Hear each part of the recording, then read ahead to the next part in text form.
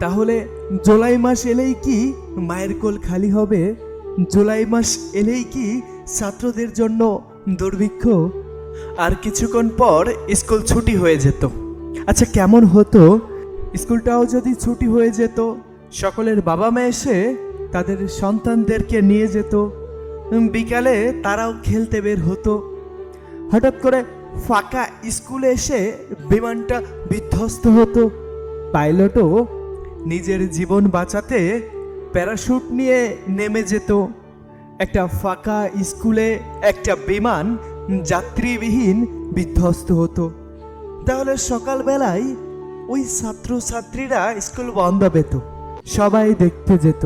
তৌকির ভাইকে নিয়ে পেপারে লেখালেখি শুরু হতো। সেও এই দুর্ঘটনা থেকে শিক্ষা পেত এবং একজন দক্ষ পাইলট হিসেবে নিজেকে গড়ে তুলত। তারা তো আজকে জীবনে প্রথম প্রশিক্ষণ ছিল, আর আজই শেষ হয়ে গেল। থেমে গেল হাজারো মানুষের জীবন। মায়ের কোল খালি হলো, হারিয়ে গেল শত শত স্টুডেন্ট। এই দিনটা যেন স্মৃতির পাতায় থেকে যাবে। মাগো, আমি স্কুলে যাব না, সেদিনও হয়তো কোনো স্টুডেন্ট বলেছিল, কিন্তু তার নির্মম পরিস্থিতি এমনই ছিল।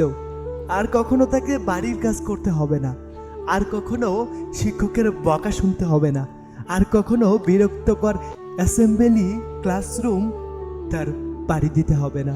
তার জীবনের ফুলটা ফোটার আগেই নিভে গেল, ঝরে গেল সব পাপড়ি। বাবা মা কি ভুলতে পারবে? বাবা মা কি কোনো দিন এ স্মৃতি মুছতে পারবে? জুলাই এলেই এ কথা মনে পড়বে। মাইলস্টোন স্কুল অ্যান্ড কলেজ নাম মনে পড়লেই এ কথা মনে পড়বে। মনে পড়বে সেই ছোট্ট বাচ্চাটির কথা, মনে পড়বে এই দিনগুলোর কথা। তাহলে কি জুলাই মাস সত্যি অভিশপ্ত হয়ে গেল? তাহলে কি সত্যি জুলাই মাস মানুষকে কাঁদানোর মাস হয়ে গেল?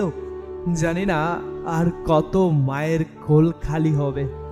হে আল্লাহ, তুমি সকলকে হেফাজত করো, সকলকে হেফাজত করো, সকলকে হেফাজত করো।